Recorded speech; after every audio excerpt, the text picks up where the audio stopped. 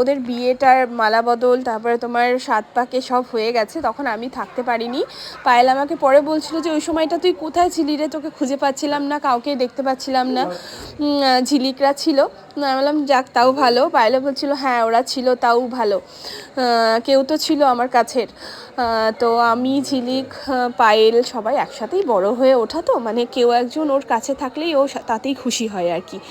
আর এখানে ওরা একসাথে তোমার ওই বলে না সিঁদুরদানের আগে যা যা হয় রিচুয়ালসগুলো থাকে ওগুলো হচ্ছিল। আমি ছোটো ছোটো ভিডিও ক্লিপ নিয়ে নিয়েছি। আর সিঁদুরদানের পরে পায়েলের ফেসটা অবশ্যই তোমাদের দেখাবো, কতখানি মিষ্টি লাগবে এখন তোমরা দেখো। ভীষণ ভীষণ ভীষণ মিষ্টি লাগছিল পায়েলকে, অনেকে অলরেডি বলে দিয়েছো আমার স্টোরি দেখে। আর এখানে এই যে একটা কিউট বুনু, যে মানে পায়েলেরই একটা রিলেটিভ হয় চন্দননগরের, তো আরশকে নিয়ে ভীষণ ও খেলছিল, আর আরশও ওর সাথে বেশ ভালোই খেলছিল। তো আমি ওকে বললাম তুমি একটু ওকে সামলাও, তো বেশ কিছুক্ষণ সামলাচ্ছিল। এরপরে তো খেতে বসে গেছিলাম। আজকে আমার দাদার সাথে খেতে বসেছি,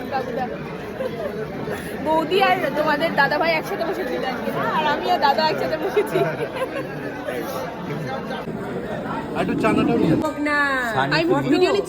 সানি তুহিনা ব্লগে আমাদেরকে আমন্ত্রণ জানাই।